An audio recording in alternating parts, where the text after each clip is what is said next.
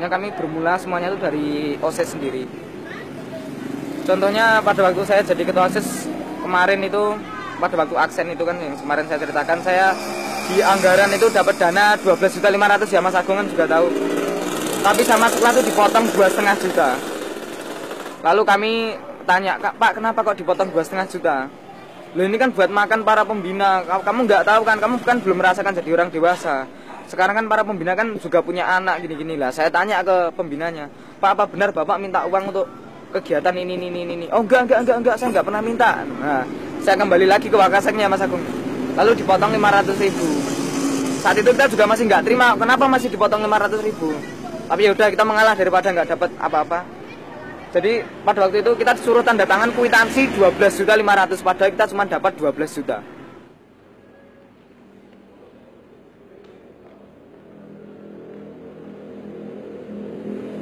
Yang bikin saya akumulasi sangat geram dengan sekolah itu saat pembacaan APBS ya, 2006-2007. Di situ dilaporkan pengeluaran kesiswaan itu sampai 218 juta. Padahal saya hitung-hitung semua kegiatan kami satu tahun itu hanya 45 juta. Itu sudah bersih sekali, sudah termasuk makan apa-apa segala-gala 45 juta. Itu kenapa sampai dianggarkan sekolah itu 218 juta, itu dananya yang lain tuh kemana? Saya bilang gitu. Nah, itu sebenarnya kan laporan keuangan atau APBS yang kita sebagai jadi dasar untuk bukti itu kan setiap tahun kan ada rapat komite dan orang tua. Nah itu setiap tahun itu sekolah melaporkan itu. Ya sudah, kita dari itu aja dikumpulkan terus dicocokkan dengan kenyataannya. Ya, sebenarnya itu laporan bukan laporan rahasia, itu umum, semua orang tua siswa dapat itu. Jadi itu setiap tahun itu kan ada selebaran tebel gitu. Isinya tentang visi misi sama rencana untuk pengembangan sekolah. Nah, itu juga ada rencana untuk biaya itu berapa kan ada setiap tahun. Jadi yang dibacakan di depan ketua OSIS itu berbeda dengan yang dibacakan di laporan ternyata. Nah, padahal kita kan percaya, pokoknya percaya wong kuwi guru, ora mungkin kan korupsi, namanya aja guru yang mendidik kita. Di depan kelas itu bijaksana sekali beliau.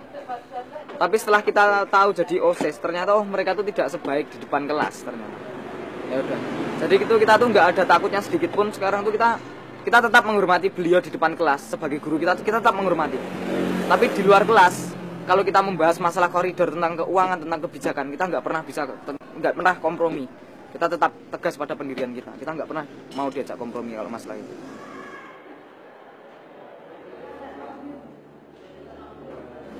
Akhirnya kita sepakat bentuk tim saat itu. Kita sepakat bentuk tim dengan anak-anak organisasi itu sendiri. Tadinya beranggotakan 5 orang. Saya dan 4 rekan saya yang lain itu sepakat bentuk tim yang namanya SOS. Kebetulan itu anggotanya tadinya anak SAS semua, Save Our School. Jadi SOS gitu. Akhirnya kita beri nama itu. Besoknya kita mengadakan perekrutan. Perekrutannya pun nggak sembarangan mas. Kita mengadakan perekrutan. Pertama itu nggak boleh anak guru, nggak boleh keponakan guru, nggak boleh les dengan bapak ibu guru, nggak boleh anak kepala sekolah, nggak boleh keponakan kepala sekolah, nggak boleh dekat dengan kepala sekolah, dan nggak boleh les dengan kepala sekolah. Itu soalnya kepala sekolah ini juga mengadakan les, apa nggak lucu mas? Menangan yang les di kepala sekolah. Kita target 3 minggu, kita sudah harus meledakkan gerakan ini. Benar, kita target 3 minggu. Kita kumpulkan semua bukti-bukti. Kita bentuk, ada yang namanya tim informan, tim bukti, tim publikasi, dan tim media massa. Kita bentuk tim itu, semuanya kita beri job description masing-masing. Udah akhirnya H-1 seminggu ya, kita tuh sudah punya bukti lengkap. Dan H-2 itu kita sudah selesai merancang daftar pertanyaannya. Seperti jaksa itu kita rancang daftar pertanyaannya.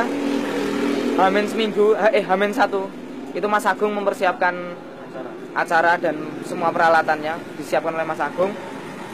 Dan hari H, saat itu hari Senin tanggal 24 ya, 24 Maret kita ledakkan. Satu Solo harus tahu. Mereka jadinya tahu apa uang mereka itu salah gunakan, apa emang benar untuk hal-hal yang positif untuk sekolah. Tapi ternyata ya kenyataannya menyimpang. Sebenarnya juga bukan cuma orang tua yang menunggu aksi kita ini. Dari tahun ke tahun setiap murid itu, setiap organisasi, orang ikut organisasi itu sudah menunggu-nunggu aksi kita ini. Jadi memang mereka itu sudah merencanakan, setiap tahun ada rencana untuk seperti ini, tapi mereka itu mungkin belum terrealisasi. Kurang-kurangnya bukti atau gimana, mereka kurang persiapan gitu. punya wacana gerakan seperti ini untuk meledakkan SMA 3 itu bukan hanya tahun kami ya, tahun Muklis ya.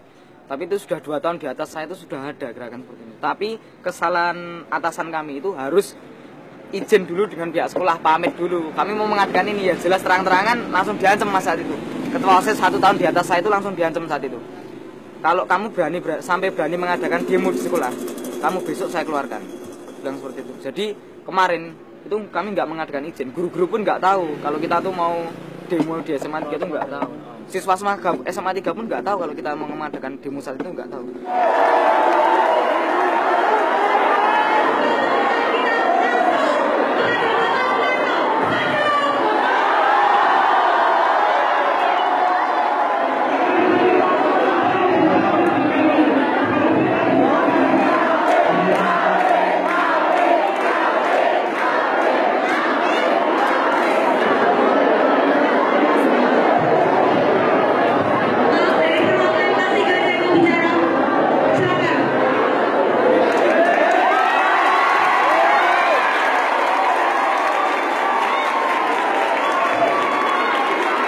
Lihatlah kenyataannya, faktanya itu seperti ini, gitu loh. Jadi supaya mereka tuh tahu biar nggak hanya anak-anak organisasi yang memikirkan ini. Jadi mereka tuh biar tahu semua gitu loh keadaannya SMA 3. Biar orang Solo tuh tahu anak-anak di SMA 3 tuh nggak main-main. Kita tuh butuh bantuan, tolonglah Pak. Makanya kita ledakkan ke media massa, kita ledakkan ke Solo. Persiapan dan pembelian alat atau bahan car gedung lantai 2 tahun pertama 30 juta 818.000. Yang beli itu yang setuju dan merasa bisa ikuti.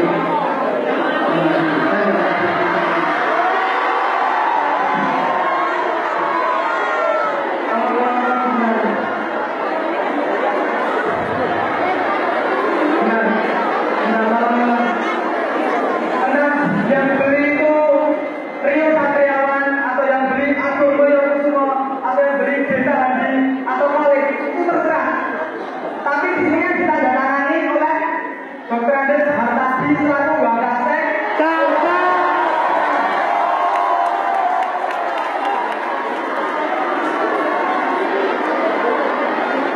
Kalau orang tua kita bersampaikan kita inginkan bahkan malah kan nggak itu dengan berpikir uang aku bisa membayar SPP orang. Tapi setelah SPP kita bayarkan benar itu seperti ini. Pada waktu Seninnya demo, kita Sabtu diajak ketemuan sama alumni. Jadi Seminggu setelah demo. Seminggu setelah demo kita diajak ketemuan sama alumni itu Tahun 86 sudah tua sudah. kita ada 5 orang ya. 5 orang. Ada 5 orang. Kita ngomong-ngomong sama alumni itu. Katanya alumni itu kok kamu berani-beraninya seperti itu sudah sistem di Indonesia. Kamu tuh jangan main-main. Kamu jangan main-main, itu sudah sistem di Indonesia. Kalau kamu mau merubah percuma karena itu sudah sistem di Indonesia, katanya seperti itu. Sudah budaya. Terus kami juga bilang, oh makanya Indonesia sekarang tuh bisa bobrok seperti ini ya Pak ya, karena orang-orangnya Indonesia 20 tahun ke atas di atas saya ini orangnya seperti anda-anda ini, makanya Indonesia seperti ini sekarang. Nah terus Rio-nya bilang, ya mungkinlah Pak, Bapak bisa bilang, Rio yang bilang saat itu, mungkinlah Bapak bisa bilang itu sudah sistem. Tapi kan kita paling nggak lebih bagus Pak, kita sudah mulai mengadakan perubahan walaupun di sekitar kita dulu. Ini kertas-kertas bukti kita semua selama 3 tahun itu. Kita cuma modalnya cuma ini. Bayangkan sekarang untuk kegiatan kesiswaan, kegiatan pelajar atau kesiswaan itu sampai 218 juta. Padahal kami hitung-hitung itu hanya sampai 45 juta. Dan ini kan semuanya keluarnya lewat posnya ketua OSIS semua ya. Lewat pos OSIS semua ini keluar. Seperti kemah, pentas seni, apa-apa ini semuanya lewat pos OSIS semua. Jadi yang megang uang itu ketua OSIS. Tapi kok dilaporkan sampai 218. Pengadaan peralatan multimedia menggelar olahraga. Itu multimedianya tuh ruangnya tuh sampai sekarang nggak ada. Itu kok sampai ada pengadaan peralatan. Setiap tahunnya itu ada pengadaan peralatan multimedia menggelar dan olahraga. Setiap tahunnya tuh ada seperti ini Mas. Jadi Sama persis. kalau kita perhatikan di sini kayak seperti di copy paste. Seperti di copy paste Pak. Pengadaan peralatan multimedia, mebel dan olahraga, pengadaan peralatan multimedia dan olahraga.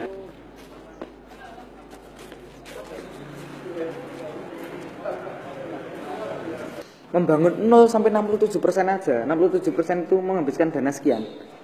Kok membangun 67-85% yang hanya membangun 23% kok menghabiskan 374 juta, malah lebih besar yang 23% itu apa? Enggak dah.